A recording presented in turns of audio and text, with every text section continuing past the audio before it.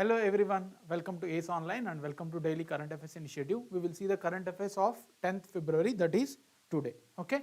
So before we go into the detailed discussion of each of the articles, let's see what are all the articles that we are going to cover for today. We are going to discuss about Bharat Ratna awards.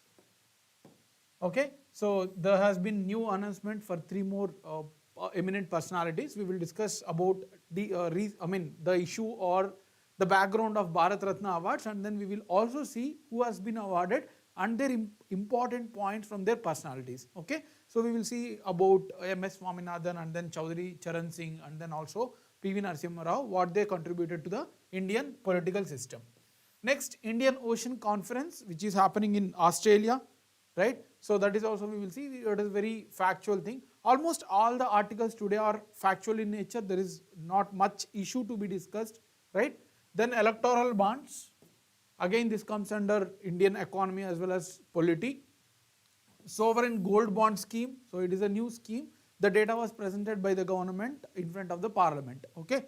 Then Pradhan Mantri Kisan Sampada Yojana, again scheme collected from PIB. Then Kilkari program, again a scheme from collected from the PIB itself.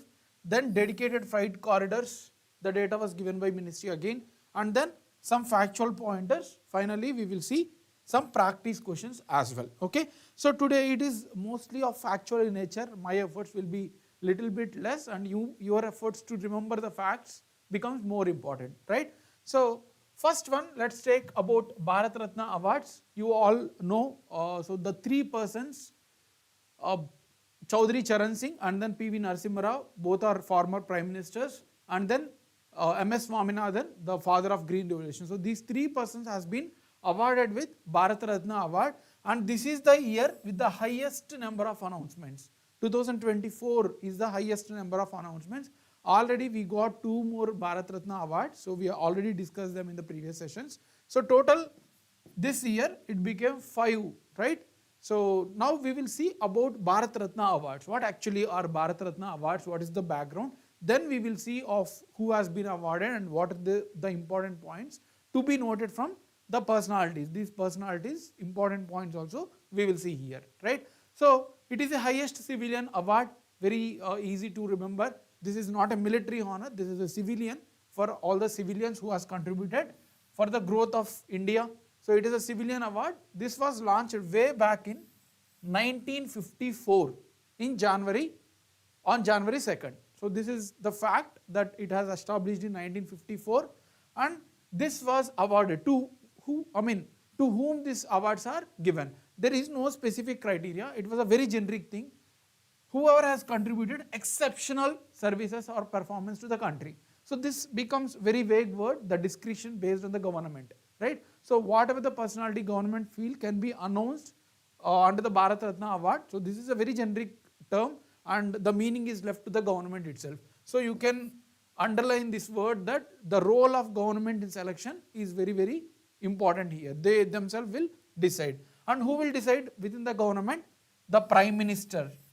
Prime Minister will suggest to the President, and finally President office will announce the persons who got the or who will get the Bharat Ratna awards, right? So here you need to remember, and then what type of award, civilian award, for whom, exceptional performance, and then who actually recommends this is very, very important. Prime Minister recommends to the President, and finally President office announce the final names, right? So this is about the Bharat Ratna, and few more are there. What the persons who are awarded with the Bharat Ratna award will get? They will get a sanad or certificate and then a medal.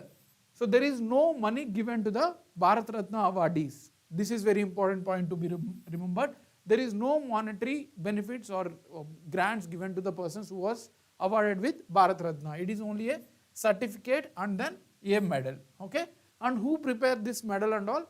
This is Alipur Mint in Kolkata prepares the medals of Bharat Ratna awards, right? And the first winners, there are 3 winners in 1954.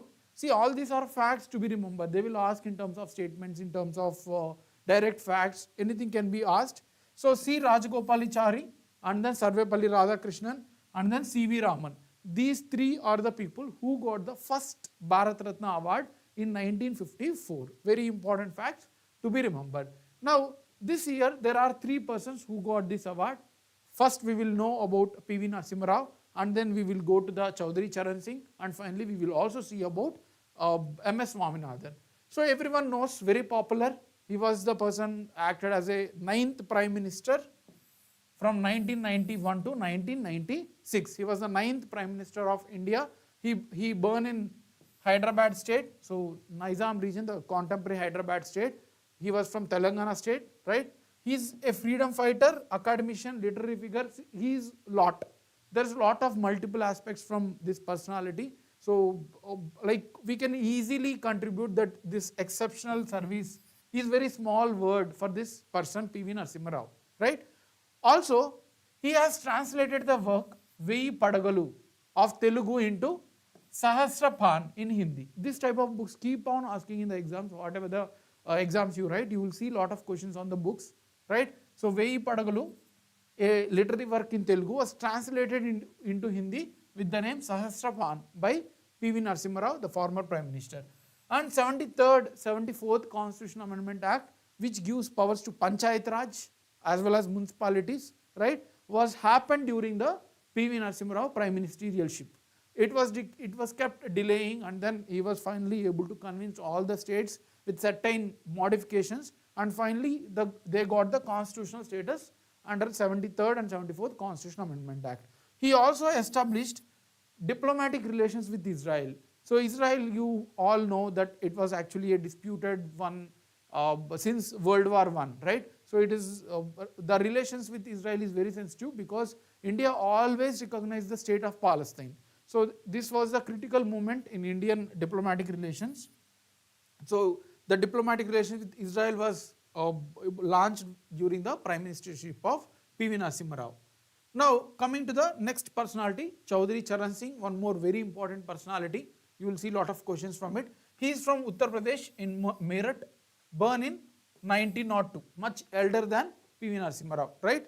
He joined Congress initially, Indian National Congress, which was established in 1885 during the British rule, right? He joined this, but he also participated in a lot of movements, including Salt Satyagraha, the civil disobedience movement, Quit India movement. He contributed for Indian freedom struggle as well. Along with that, after becoming the Chief Minister of Uttar Pradesh, he acted twice as a Chief Minister before becoming the Prime Minister. He was the Chief Minister of Uttar Pradesh. He also, during the independence itself, he elected to the one of the legislature in the Uttar Pradesh state. So he contributed for debt redemption bill.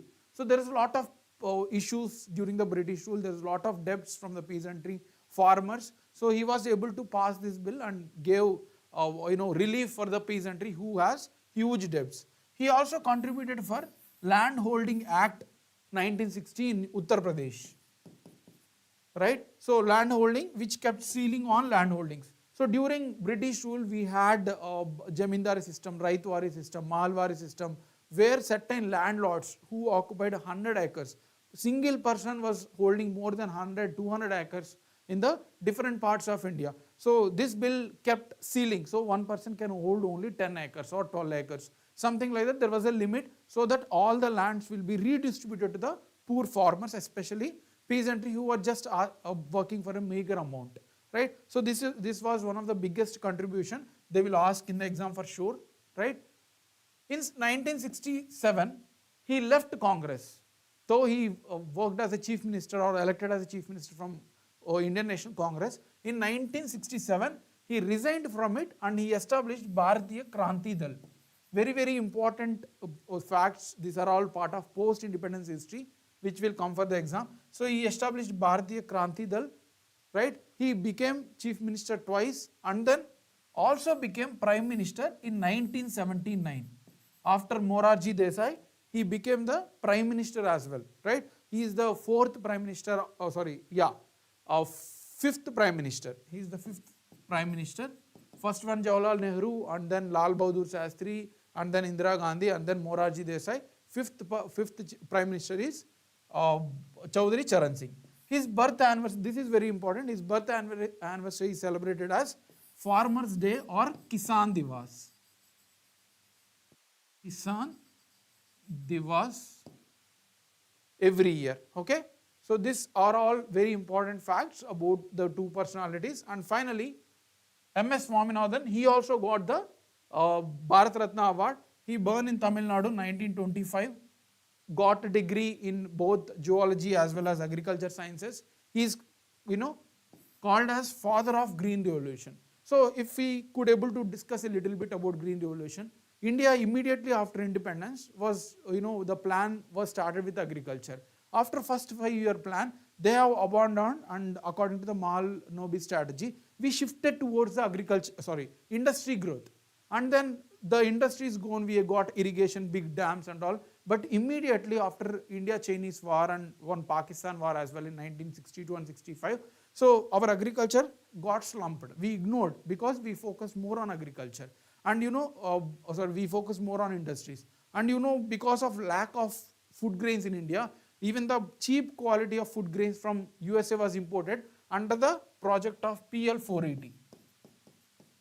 So we were facing severe issues in the food security and food grains. So we asked US for help, and they gave very cheap, which were not there. They are not using those food grains, and they were sending to us, which are not in good quality. So India was facing all these critical issues. Finally, some Lal Bahadur Shastri, like as a Prime Minister, Jai Jawan, Jai Kisan. So along with the help of the scientists like MS Swaminathan, they have introduced a new variety of rice into India, and also using the technology, hybrid variety seeds. So the agriculture suddenly got a boom. Within next 5 to 10 years, we have achieved very huge amount of growth from end of 1960s to the beginning of, the end of 1970s. We were able to have a huge growth in agriculture, right? It was a very good successful program, which was named as Green Revolution, which is bases on using more technology and hybrid variety seeds, right? So he was one of the scientists who brought all these varieties, all this technology, and contributed for achieving food security. For that reason only, the government is giving a Bharat Ratna to this person. Also, if you want to know some facts about him, he got World Food Prize. The first ever food prize was given to MS Swaminathan only for contributing for high yielding wheat varieties. He also founded MS Swaminathan Research Foundation in Chennai for contributing for research in agriculture. Also, he got Ramon Magsaysay Award given by Philippines, which is one of the prestigious award, along with Einstein World Science Award. So all these awards were given to him because he contributed new variety of wheat, rice and all across India, which was actually spilled over to other parts of the world as well, right? So all these are facts which are very important for exam point of view. I hope we have discussed very exhaustively about what are Bharat Ratna awards, and then who got this, what is actually the background of Bharat Ratna awards, and the personalities which they have contributed to Indian polity as well as society, right? Now let's move to the next article. Very simple, like today I did not find any issue based articles in the newspapers. They are most of factual in nature. That's why my efforts are a little bit less. You need to put more efforts in remembering them, right? Making note of it. So that's how the questions can be framed from the facts. So this is the next article. There is a 7th Indian Ocean Conference, okay, which is happening in Australia. There was an article from Hindu. The Hindu, USA China tussle. So USA and China were tussling in the Pacific Ocean, including some parts of Indian Ocean, and the warships, some warships of China were entering into the Indian Ocean. So these were the hot topics during the 7th Indian Ocean Conference. So that was the article from the Hindu. We will see what actually is Indian Ocean Conference. First, before that, let's understand the Indian Ocean region. So you can see the map. All these countries are part of Indian Ocean, and India was considered as the, you can say dominant country in the Indian Ocean region. So whatever the issues happening, India will always be there. So for every year to discuss about the critical issues in the Indian Ocean, security issues, piracy issues, you can see here during most of the summer season, Somali, there are pirates, right? So this region is always in news for security issues, for collaboration, for warships, for domination of some countries. So it was there. So to discuss the strategy or how to handle this Indian Ocean region, every year all the countries of Indian Ocean border countries will come and meet, discuss the issues, find solutions. If there are any disputes, they will try to resolve. So that is the objective of the session. So it is happening annually since 2016, very important fact. It was started in 2016 and since then every year it is happening, okay? And it became a key regional group countries to discuss the issues. Very simple fact. It also focuses on cooperation between the countries, that I was saying, and it is every year organized by Indian Foundation, a private NGO, Indian Foundation, very, very important, who organized India's Ocean Conference. Indian Foundation along with the country which is hosting that year. For example, Bangladesh has hosted last year. Indian Foundation along with the Ministry of External Affairs of India will collaborate with the Bangladesh and then they will conduct. So this year it is in Australia. So Indian Foundation will collaborate with Australia and then they will conclude they will conduct the sessions, right? Now this year's 7th Indian Ocean Conference, very important. This 2024 is the 7th Indian Ocean Conference. It is organized again, same as I told, Indian Foundation along with the Government of Australia. It is happening in Perth. One more fact, in Australia. Theme is also very, very important to remember, towards a stable and sustainable Indian Ocean. So how to remember this? Just try to remember this. Stable and sustainable. So if they are giving different themes, you can easily identify. Stable and sustainable Indian Ocean is the theme of the session, right? So that is about the Indian Ocean Conference. Any doubts in this? Yeah, this is a little bit issue based. I will explain, don't worry. A little bit issue conceptually is there involved to understand. So here, the electoral bonds scheme. Again, this article was reported in the Hindu that 54% of total electoral bonds money which are given to the political parties, 54% has gone to one single party, that is Bharatiya Janata Party. Rest of 46 were distributed among other parties like Congress or Aam Aadmi Party, different parties, NCP. So most of the dominant party that got more major contribution from electoral bonds was Bharatiya Janata Party. This was noted. Now we need to know what actually are electoral bonds and how they are going to work. Okay, I'll explain here before going into the facts. I want to make you understand how they are going to work. Okay, so there is a bond, certain amount of money, for example, say 10,000. Okay, this is a bond, and these are released by SBI. They can buy from SBI. A person, he want to contribute to some parties. For example, there are BJP and Congress. There are two parties.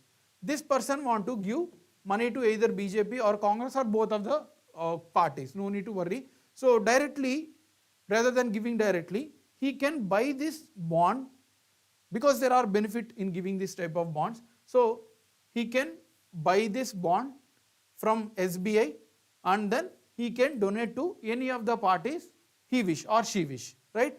So he is buying from the bank, SBI, and then giving donation to the concerned parties. Sir, why he want to give in form of bonds? Why don't he give directly money? Because these bonds has some interest free or income tax exempted. So if you are spending on this type of bonds, your income tax, certain part of income tax on this expenditure is exempted. Also, he may have some affiliations and he don't want to make it explicit. So it won't mention any name, and who is giving to this party will never know to anyone. This is an anonymous one. If he is directly giving to these parties, it will be known. But if he is buying from this bond and then giving it to the parties, then it will be kept anonymous, right? So he can maintain his secrecy and privacy. That's how the electoral bonds are working. Just that whenever he is giving this bond to this persons can reach out to the SBI and they can directly take the money and they can spend the election expenditure, right? So that is the concept, how it is working. Now we need to know a few things. It is a bearer instrument. That means there is a paper, there is a bond without any name. Whoever is having that bond, this particular bond, bearer means holding that particular bond. in whose hands it is, they are the owners. For example, I have stolen from some person. Still, if I go and give it to the bank, they will give the money because there is no name. It is just whoever in hands is this bond, they will get the money. That's all.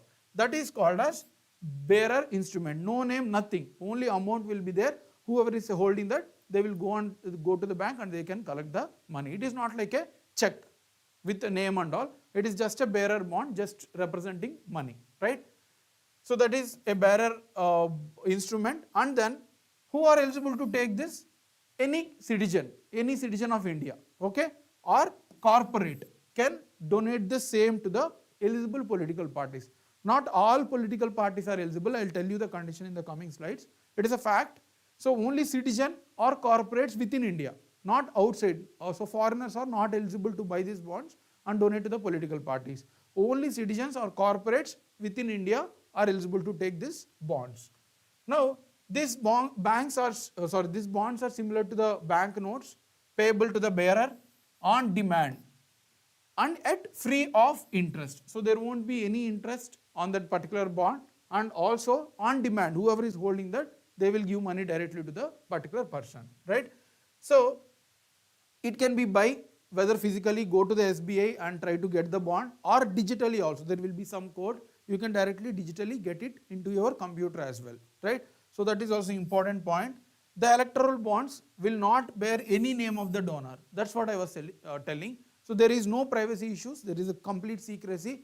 Who is delivering to the which party is never known, right? So that other parties will not issue him in the future when if other party has come into the power, right?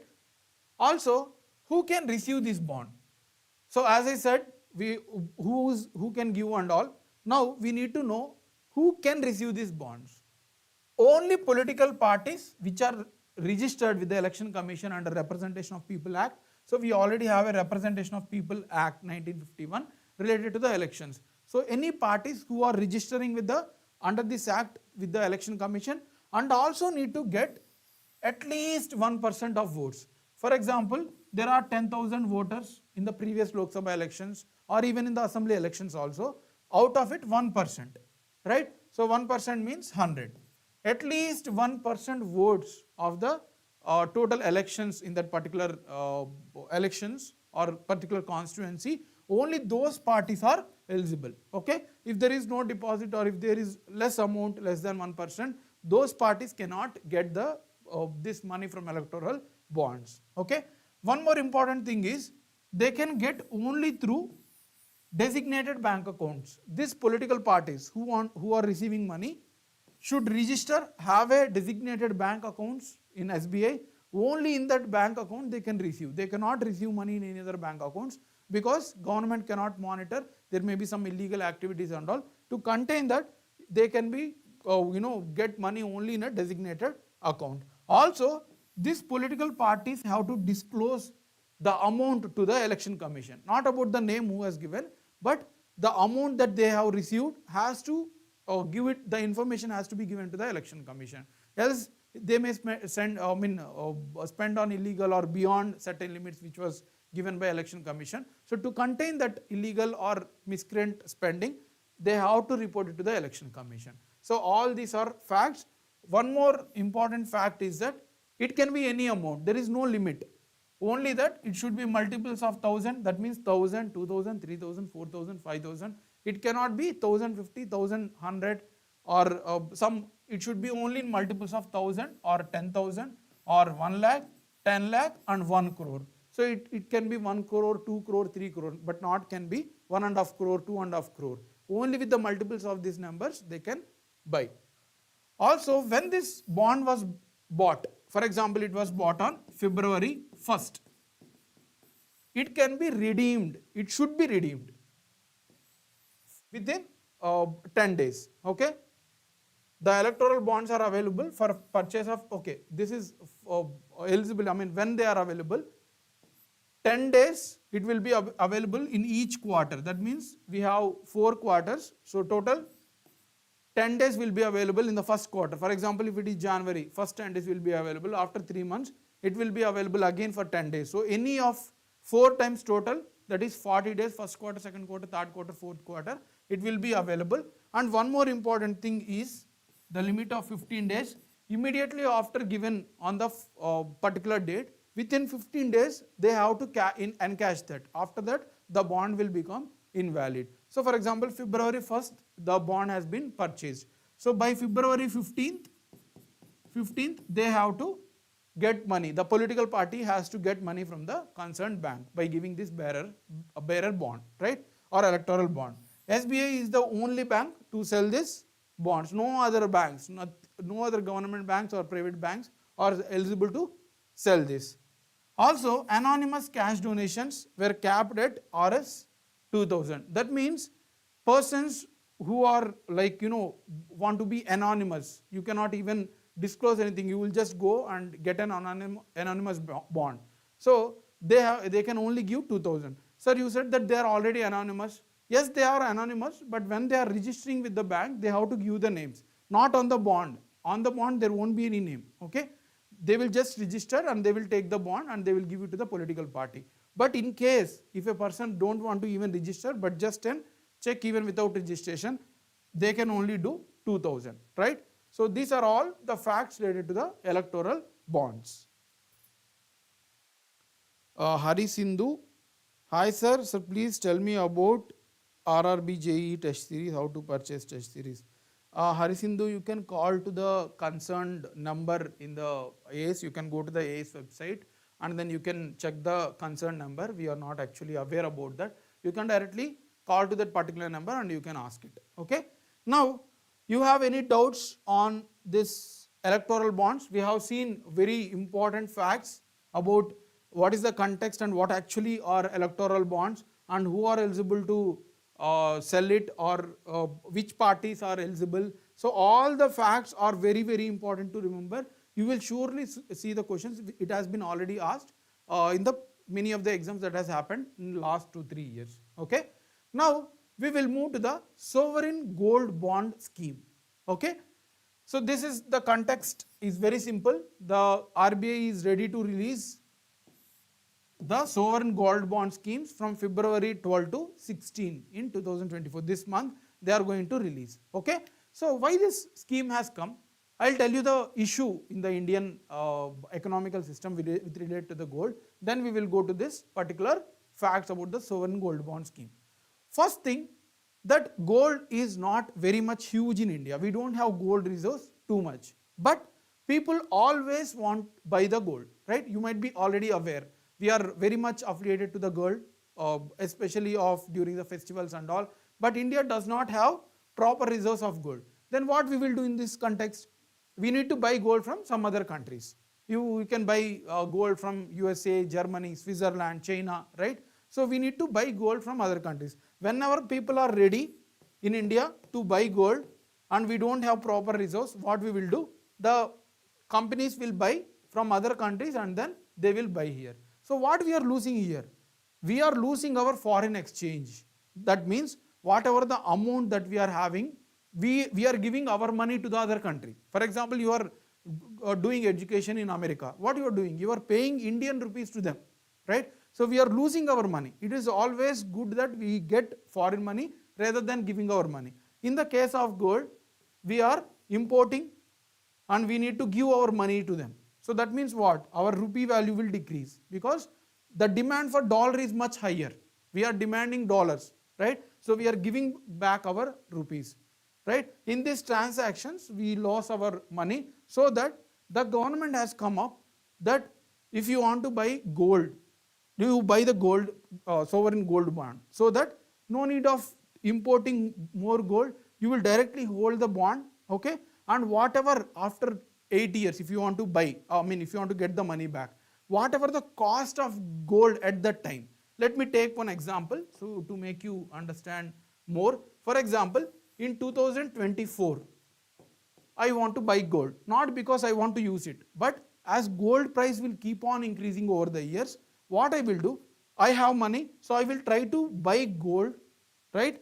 So to store for years, and then after some years, whenever I want, I can encash it, right? I want to buy 1 kg gold now, 2024. Rather than buying 1 kg gold, the same price, at price the 1 kg gold is for example 2000. See, don't take it literally, just an example. 1 kg gold is say for example 2000 now. I want to buy gold from the market, right? Rather than buying gold, I can buy a bond which is of 2000. I am buying in 2024. After 8 years, 2032, what I will get? I will not get gold, but at 2032, what is the price of 1 kg gold? For example, it has increased to 4000. So I will get that money. Rather than holding gold, I have bought gold in terms of bonds, and then after 8 years, I am getting the double the amount what I was expecting when if I bought the gold, right? So here the aim is same. I just want to get money from the gold in the future, right? So that's why the government want to encourage, rather than buying gold, you buy the bond. You will get the same money what you will get if you hold the gold, right? So that is the mechanism, right? Thank you for the response, CBWD. That is the mechanism for issue of gold, why government has bought this scheme. So RBI is releasing this particular bonds. So even if you want to, if you are having lot of money with you, 10 lakhs, and you don't know how to save, and if you want to buy gold, then try to buy the gold bonds. After 8 years, you will get the actual value of gold at that time, right? So that is the mechanism. And what is the sovereign gold bond scheme? I have explained all these things. Now what you need to do, I'll just tell you the facts which are very important for the exam. So you can, you understood the mechanism, now you need to know the facts as well. So they are government securities. That means government is giving you the bond through RBI. Okay, take this bond and give us money. In future we will pay back, right? So they are denominated in grams. So it can be 1000 grams, it can be 10,000 grams. So it will be denominated on the bond itself. It will be written that he is the holder of 10 grams, he is the holder of 100 grams. Okay. They are substitutes for holding physical gold. I have already told this. Investors have to pay the price in cash, and in turn, finally they will get the cash only. They are not going to get the gold. That is very important. So here there are some facts which has to be remember for the exam. Who is authority? That is important. RBI. And eligibility. Who are eligible? Resident of Indian citizens, including individuals, trusts, universities, charitable institutions. So not only people, also institutions are eligible to buy these bonds. Okay, that is also very, very important. And denomination, it is multiple in terms of grams with basic unit of 1 gram. This fact is also very important. At least 1 gram has to be bought, and multiple of 1 gram, 2 gram, 3 gram. So like that you can buy any number of grams. The tenure of the bond is 8 years.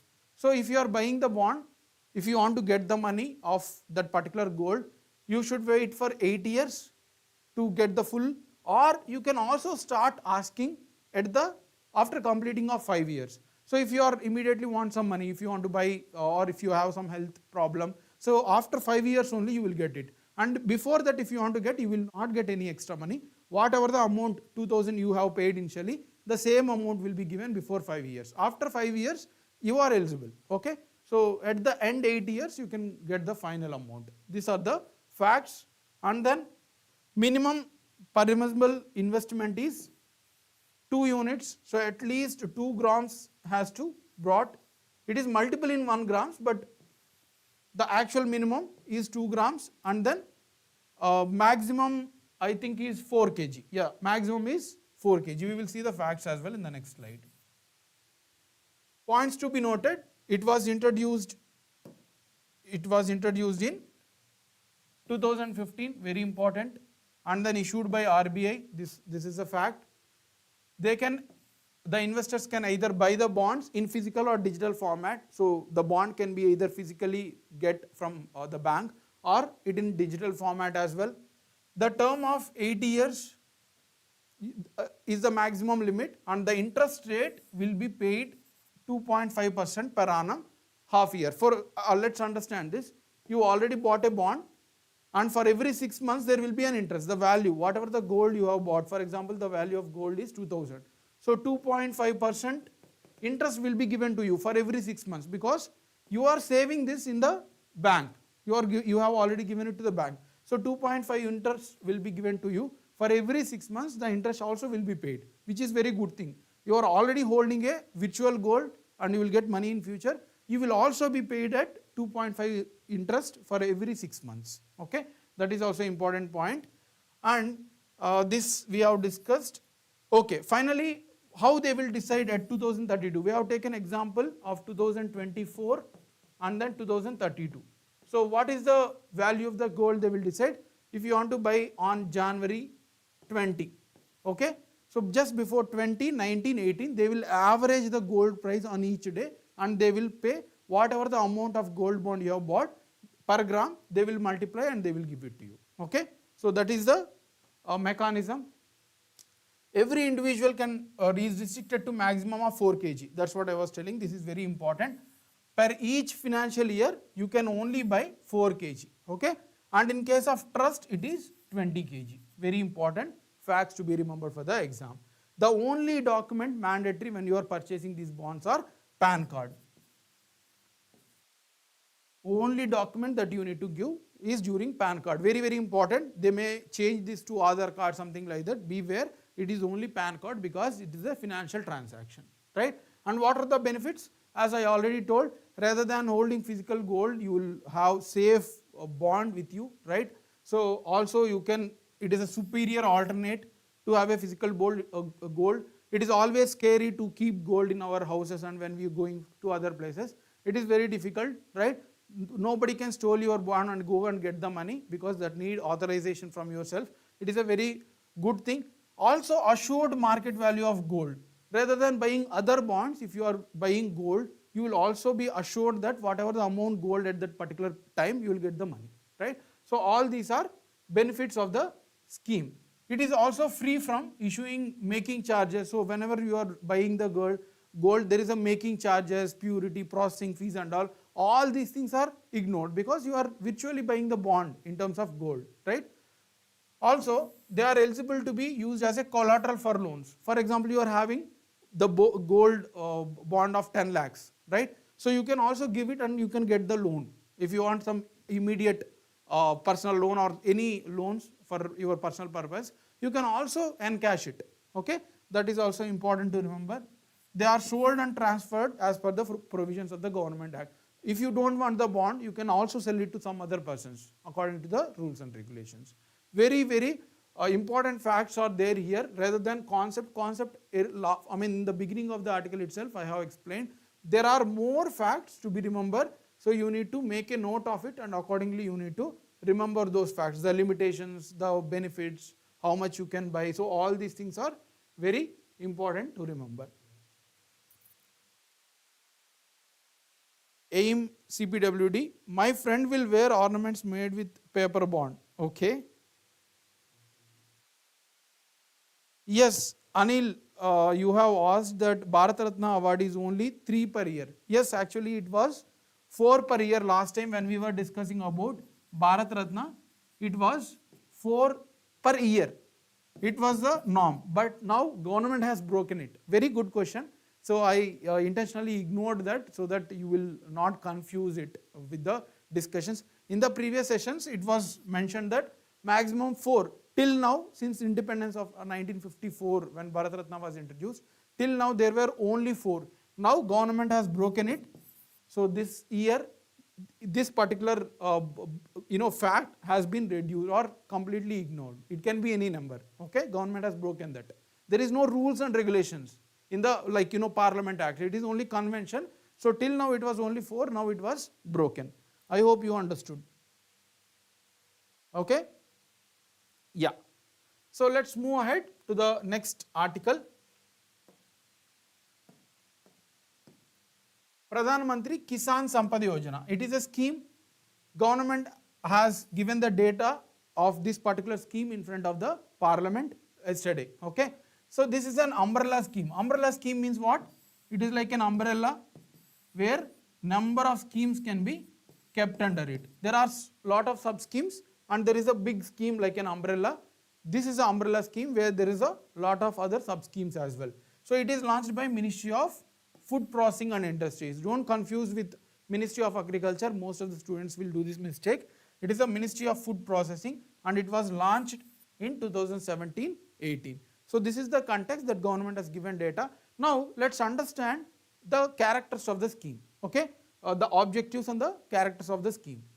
It is a central sector scheme. I have told you many times in the previous sessions that 100% funded by the central government. If it is a sponsored scheme, central sponsored scheme, that means there is a share of between states and center. This is a central sector scheme, and full form also you need to remember. It will at least give you clue what type of scheme it is.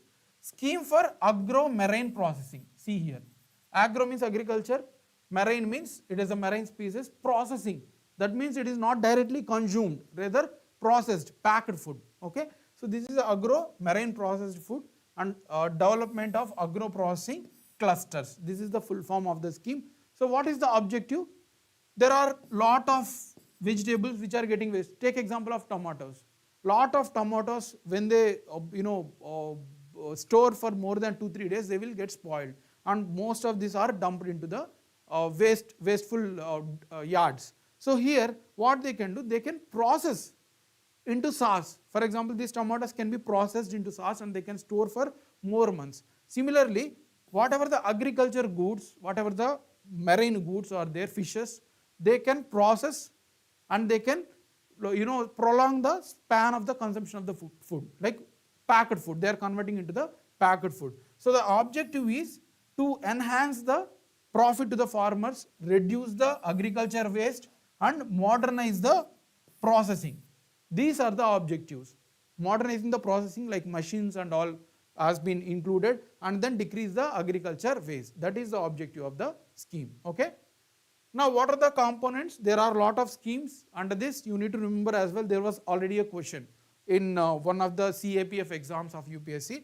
What are all the sub schemes of Pradhan Mantri Kisan Sampada Yojana was asked 2 years back.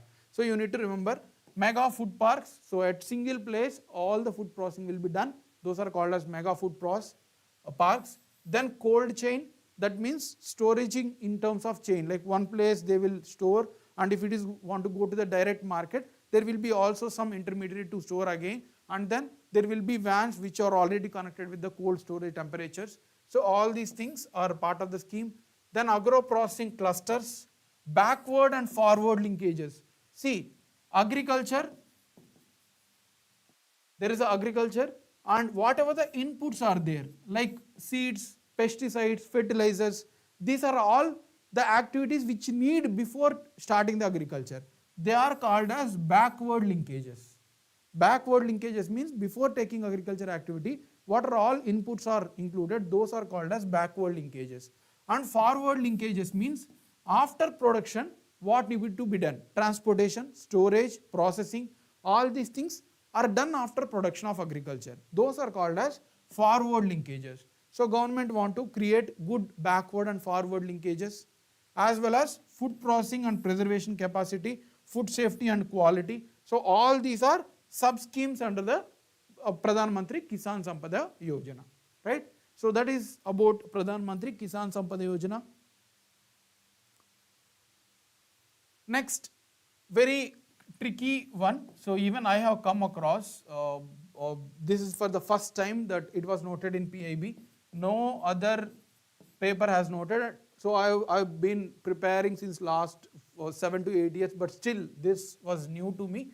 Very important. There is a chance that this type of questions can be asked in the exam. This was collected from PIB that government has given. Kilkari project is being conducted in 20 states and union territories. That was the data given by ministry. We will see what actually this program is.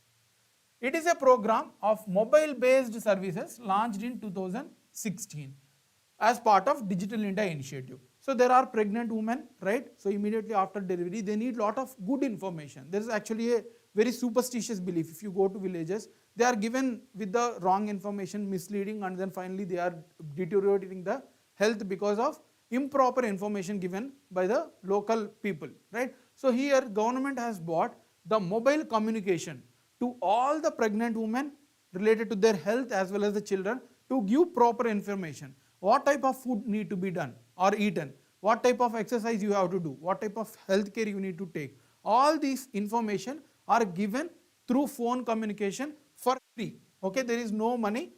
The program is new for new and expectant mothers. So who are expected to be to deliver, like pregnant women, as well as the newborn, like for children. This is for all the people who are associated with this. It aims to encourage them to make a healthy choices, right? So it indirectly improving maternal mortality rate, infant mortality rate. So these are all the things can be taken care if the proper information is given to women during their pregnancy and after the delivery. Okay, so there are audio based services in different languages. If it is Andhra, they will give in Telugu. If it is West Bengal, they will give in Bengali. So there is no issue of literacy, right? So still India is 20% illiterate. So there is no issue of literacy here. All the information given is in terms of audio. Even if you don't know to read, at least you will understand the concerned languages. This is also important point. And which ministry is taking care? It is taken by Ministry of Health and Family Welfare. It is a free of cost. There is no money involved in this. No need to pay any extra things for the receiving information. Then last article for today, very important one. Dedicated freight corridor. Again the same PIB I have taken from Press Information Bureau, where the ministry has given information to the parliament about dedicated freight corridors. Okay, so Ministry of Railways has taken up the construction of two dedicated freight corridors. One is east and one is west. We will see what are those dedicated freight corridors. Before that, let's understand what actually is dedicated freight corridor. So if you are traveling from one place to other place, for example, I am traveling from Delhi to Hyderabad. Okay, so here whenever there is a issue of congestion in railways, we only have usually two lines. Whenever there is a need of halting some trains, usually goods trains are kept aside for longer hours, and in that process there is lot of wastage. It was noted that more than 11%, 14% of perishable goods are getting wasted. Okay, and there are also companies which are complaining to the government that they are receiving the inputs in a delayed manner, so that their manufacturing is become delayed. So after seeing all these things, government has launched dedicated freight corridor. It means there will not be any human train travel through that particular railway track. Only the trains which are carrying the goods are being allowed to travel. So this is called as dedicated freight corridor. Freight means goods, dedication means only specific to the carrying the goods, right? So that is called as dedicated freight corridor. I hope you understood what actually is dedicated freight corridor. Okay, it is exclusively meant for transportation of freight. Now what are the arms? There are two corridors. One is eastern dedicated corridor. You can see here eastern dedicated corridor from Punjab, Ludhiana, connecting to Dankuni in West Bengal. It travels from Punjab, Haryana, Uttar Pradesh, and then Bihar, Jharkhand and West Bengal. These states are important to remember. This, whatever the states covered in the eastern dedicated freight corridor. So eastern means towards the eastern coast. Starting from Punjab, it travels till coastal area of West Bengal, that is Dankuni. Okay, very important to remember the facts. It covers Punjab till West Bengal, okay, till West Bengal, Dankuni. These two are important to remember, of course, Ludhiana to Dankuni, and the total length is 1337 kilometers. Again, it is important. What is the length of eastern dedicated freight corridor? 1337 kilometers. And the next one is western dedicated freight corridor. It covers from Dadri in Uttar Pradesh. Again, this is important to remember. This is UP. Dadri in Uttar Pradesh, then covering Rajasthan and then Gujarat and finally to Maharashtra. Here JNPT port, Jawaharlal Nehru Port Trust, it is located in Mumbai. So from Uttar Pradesh till Mumbai, covering Rajasthan as well as Gujarat and also Haryana. Okay, so Haryana is also covered here. Yes, Haryana is also covered. Okay, so it covers 1506 kilometers passing through Rajasthan, Gujarat, Maharashtra, Uttar Pradesh and Haryana. These are all facts. I hope you understood the concept of dedicated freight corridor. So these are all facts to be remembered. Points to be noted, there are some facts as well. It was launched in 2006. This dedicated freight corridor organization, Cooperation of India, was launched in 2006 to carry out the construction of eastern and western corridors. It is being done under the Ministry of Railways. Again, important facts. The total length of two corridors is 3,306 kilometers. This is also important combination of eastern and western corridors. Also, total estimated cost of the project was 81,000 crores.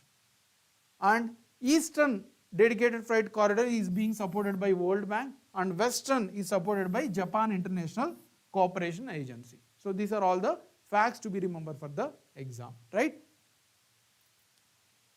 Any doubts? So let's move to the factual pointers. There are only two factual pointers for today. First one, we are celebrating World Pulse Day today. Today is February 10th. We are celebrating World Pulse Day. It was started in 2016, right, by United Nations, and since then we are celebrating every year on 10th February World Pulse Day. And the theme is pulses, nourishing soils and people. Very important to remember. Trick is soils and people. Try to remember these two words. So if there is some four options, you can easily recognize. Nourishing means enriching soils and people. Now, one more fact, India, Turkey and Qatar have been invited, or the guests of 2024 World Government Summit, which is happening in Dubai. Yeah, World Government 2024 Summit is happening in Dubai. India, Turkey and Qatar were invited as a guests. So here they will discuss what type of governments we need to promote, what should be collaboration. So it is a generic discussion. Theme is shaping future governments. This is important. Shaping future governments. So where it is happening? Dubai in Saudi Arabia. Sorry, yeah. Dubai in UAE, sorry. Right? So Dubai is in UAE. So these are all the facts that you can remember. Any doubts in this? Okay. Let's move to the practice questions for today. First question.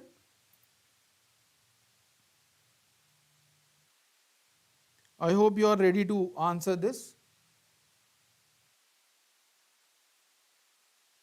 National Farmers Day or Kisan Divas is celebrated to commemorate the birth anniversary of M.S. Swaminathan, Moraji Desai, Chaudhary Charan Singh and Varahagiri Venkatagiri, right?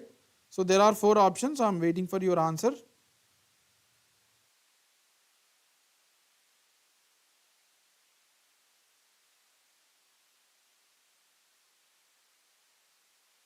Any answer from your side? One is C. Someone has said it as Chaudhary Charan Singh. Any other answer? Okay. So it is not M.S. Swaminathan. You may confuse with M.S. Swaminathan. Beware, it is actually a Chaudhary Charan Singh. He contributed for the welfare of the farmers. So that's why we are celebrating every year on December 23 as National Farmers Day or Kisan Divas. That is the question. Second question, very important. Consider the following statements regarding dedicated freight corridors. So you can see if you are not able to see this. So there are statements related to the dedicated freight corridors. Dedicated Freight Corridor Corporation of India Limited, run by Ministry of Railways, undertaken the operation of dedicated freight corridor. They are saying that this dedicated freight corridor corporation has taken the operation of dedicated freight corridor. The western dedicated freight corridor is lengthier than eastern dedicated freight corridor. That is the second statement. And third statement is, okay, so here, okay, western dedicated freight corridor runs from Uttar Pradesh to Mumbai. That is the third statement. So here there is no four. Which of the above statements are correct? They are saying, okay. So dedicated freight corridor corporation and then the organization which is taken, where western dedicated freight corridor is lengthier than eastern dedicated freight corridor, and finally this western dedicated freight corridor runs from Uttar Pradesh to Mumbai. So I am waiting for your answer. Take 10-15 seconds and then try to answer it.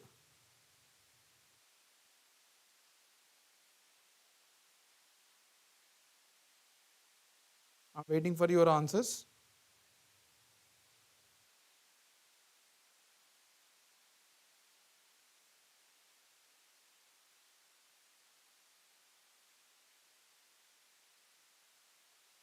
Two is D. So someone have answered it as D.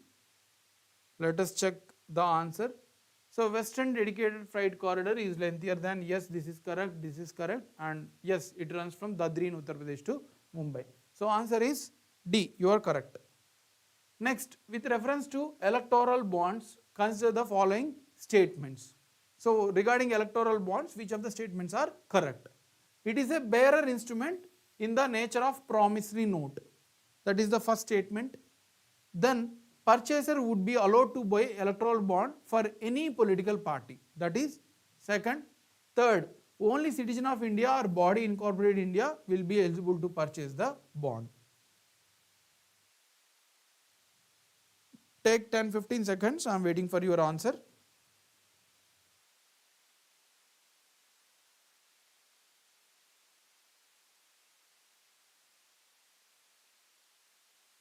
Okay, let's check. It is a bearer instrument like promissory note. Yes, this is correct. It is just bearer instrument. Whoever is holding this bond, they can go and get the money. So first statement is correct. Purchaser would be allowed to buy electoral bonds for any political party. This is wrong. Why? At least it should be registered with election commission, and then 1% vote should be got in whether state or assembly elections or Lok Sabha elections. So 2 is eliminated, you already got the answer, right? So answer is A, only citizens are eligible, not any other people or outside foreigners are not eligible for this particular scheme. Next, what is the tenor of sovereign gold bond scheme? Very factual in nature and direct question. This type of questions confuse because usually we confuse in the exam, we forgot the facts and we confuse. So I am waiting for your answer for fourth question. What is the tenor of sovereign gold bond scheme? 5 years, 6 years, 8 years, 12 years, right? So 12 years, no, we did not discuss the double digit at least, right? So 5 years, no, this is not the standard one, not this one as well. So we have seen that the final tenure is 8 years. 4 is C, correct. Last question, consider the following statements related to the Pradhan Mantri Kisan Sampada Yojana scheme. We have discussed very exhaustively. The scheme is under Union Ministry of Agriculture. First statement. It is a central sponsored scheme with funding support from both central and state governments. The scheme also aims to reduce agriculture waste. So these are the 3 statements given. Okay, let's check the answer. This is wrong. It is being done under Ministry of Food Processing, right? Ministry of Food Processing. So first statement is wrong. Second statement, centrally sponsored scheme with funding support from both central and state governments. No, it is a central sector scheme. So second statement is also wrong and we got the answer. The scheme also aims to reduce agriculture waste. Yes, it reduces the agriculture waste. So yes, you are correct. Answer is C. So this is of today's session. It was more of factuals. So there is no big issues to be discussed. So but anyhow, you will get a lot of questions from it. Keep preparing, keep following us, keep subscribing and support us. Thank you.